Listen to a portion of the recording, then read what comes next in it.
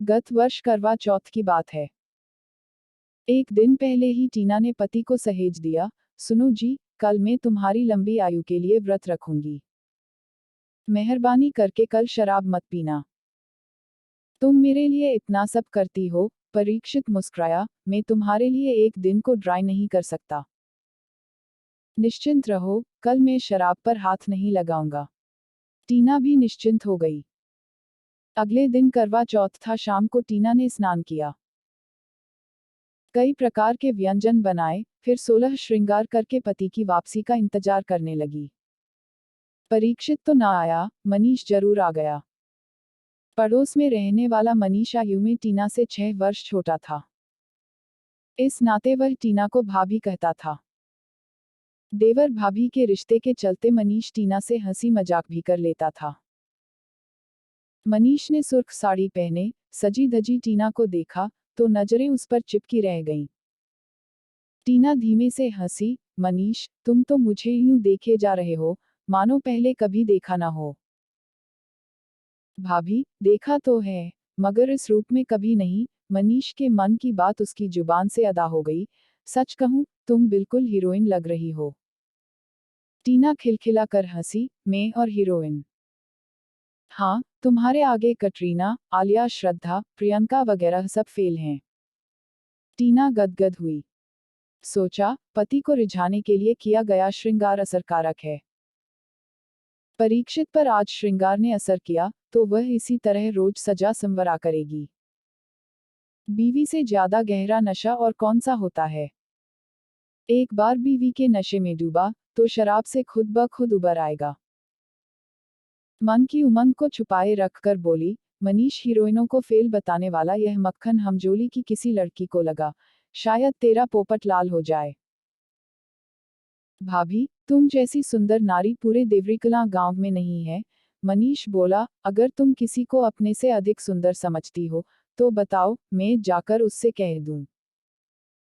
वस्तुतः मनीष जानता था कि कोई भी स्त्री किसी दूसरी को स्वयं से अधिक सुंदर न मानती है, न बताती है। स्वयं से अधिक हसीन औरत से वह केवल ईर्ष्या करती है, यह मुझसे ज्यादा खूबसूरत क्यों है। नारी के इसी मनोविज्ञान का लाभ उठाने के लिए मनीष ने उक्त जुमला कहा था। वैसा बिल्कुल नहीं, जैसा बोले हो। इसके बावजूद तुम कह रहे हो, तो मान लेती हूं कि पूरे गांव में मुझसे सुंदर कोई और नहीं।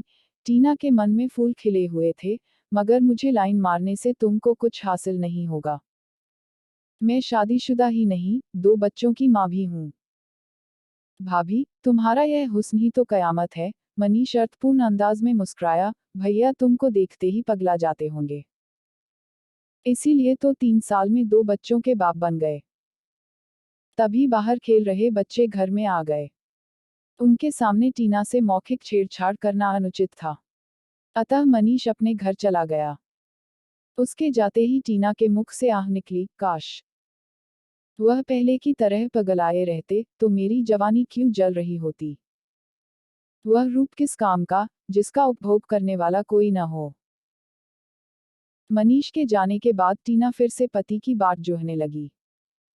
समय बीतता रहा, चंद्रोदय हो गया। सुहागनों ने पति के हाथ से जल पीकर व्रत खोल लिया। उनका श्रृंगार भी सफल हो गया, परंतु परीक्षित घर नहीं लौटा। टीना समझ गई कि परीक्षित उससे किया वायदा भूलकर कहीं पीने बैठ गया होगा। जब तक टुन नहीं हो जाता, पीता रहेगा। दोनों बच्चे खा पीकर सो गए। रात 10 बजते बजते टीना के मन में विद्रोह की चिंगारियां चटकने लगी। यह कैसा पति है, जिसके लिए मैं दिन भर भूखी प्यासी रही, जिसके लिए मैंने दुल्हन सा श्रृंगार किया, जिसे मेरा व्रत खोलवाना था, वही लापता है।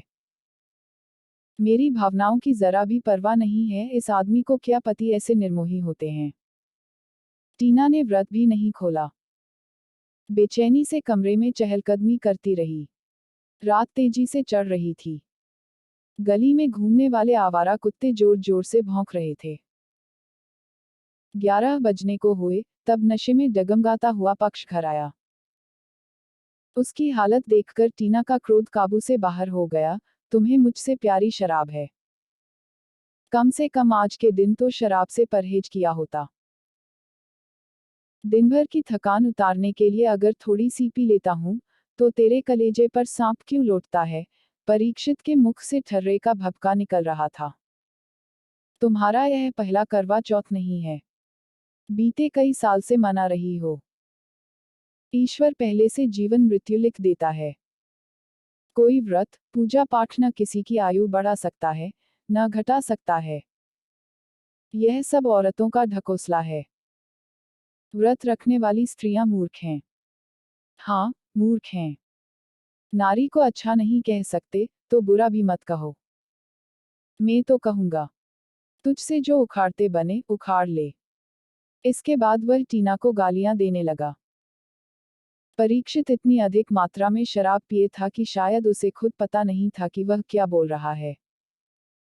टीना ने विरोध किया, तो जुबान चलने के साथ परीक्षित का हाथ भी चलने लगा। पहले हाथ चले, फिर लातें भी चलने लगी। टीना को पीटने के बाद परीक्षित बेड पर पड़कर बेसुध हो गया। टीना के मन में पहले से चटक रही चिंगारियां अब शोला बन गईं। उसने सोच लिया कि न तो अब वह इस आदमी के भरोसे रहेगी, न अपना यौवन जलाएगी। मनीष उसे चाहता है, वह भी टूटकर उसे चाहेगी। उक्त निर्णय करने के बाद टीना के मन को राहत मिली। उसने स्वयं अपना व्रत खोला और खा पीकर सो गई। सुबह समय पर टीना की नींद खुली, पर वह जगी नहीं, न पति ने उसे उठने को कहा। रात के बने व्यंजन खाकर वह काम पर चला गया। पति के जाने के बाद टीना उठी। नित्यकर्मों से निवृत्त होने के बाद स्नान करके रात का रखा भोजन किया, बच्चों को भी कराया। पतित होने के निर्णय पर वह अडिग थी। दोपहर होते ही टीना ने मनीष को बुलाया। बच्चों को खेलने के लिए बाहर भेजकर उसने दरवाजा अंदर से बंद किया और उसे अंदरूनी कमरे में ले गई। उसके बाद मनीष की आंखों में आंखें कर बोली, मनीष, मैं तुमको फिल्मी हीरोइन जैसी सुंदर और सेक्सी लगती हूँ। मनीष हड़बड़ा गया। एकदम से उसे कोई जवाब नहीं सूझा। घबराओ मत, टीना ने मुस्कुराकर उसका हौसला बढ़ाया, कल तुम खुद बोले थे और आज बोलती बंद है। एक एक बार फिर कहो ना, भाभी, तुम्हारे आगे फिल्मी हीरोइन फेल हैं। मनीष टीना का मन समझा, तो बोल बैठा, भाभी, तुम हीरोइनों से अधिक सुंदर हो। इतनी सुंदर औरत तुम्हारे सामने है और तुम्हें एकांत में बुलाकर बातें कर रही है। क्या करना चाहिए तुम्हें? आप ही बताओ, क्या करना चाहिए? मनीष मुस्कुराया। प्यार, और क्या? करो ना मुझसे प्यार। वह मनीष के लिए यह हैरानी का एक और झटका था। वह स्तब्ध खड़ा रहा। टीना ने जो सोचा था, उसे कर गुजरना चाहती थी। अतः उसने निर्लज होकर मनीष के गले में संगमरमरी बाहों का हार डाला, एड़ियां उचकाईं और होंठों से होंठों का मिलाप करा दिया। मनीष शक्ति एवं पौरुष का धनी था। उस दोपहर उसने टीना की देह को यूं शांत किया कि वह उसकी दीवानी हो गई। पत्नी तो वह परीक्षित की रही, पर पत्नीधर्म मनीष से निभाती रही। टीना व मनीष का अवैध संबंध हुए लगभग 11 माह बीत गए। 1 माह बाद फिर करवा चौथ था। एक दिन टीना मनीष से बोली, इस बार मैं तुम्हारे लिए करवा चौथ का व्रत रखना चाहती हूँ। तुम हमेशा के लिए मुझे अपना बनाए रखना चाहते हो, तो ऐसा करो, करवा चौथ से पहले परीक्षित का काम तमाम कर दो। मामला ठंडा होने के बाद हम शादी कर लेंगे। टीना की कामकलाओं की दीवानगी मनीष के सिर चढ़कर बोल रही थी। वह उससे शादी भी करना चाहता था। जोड़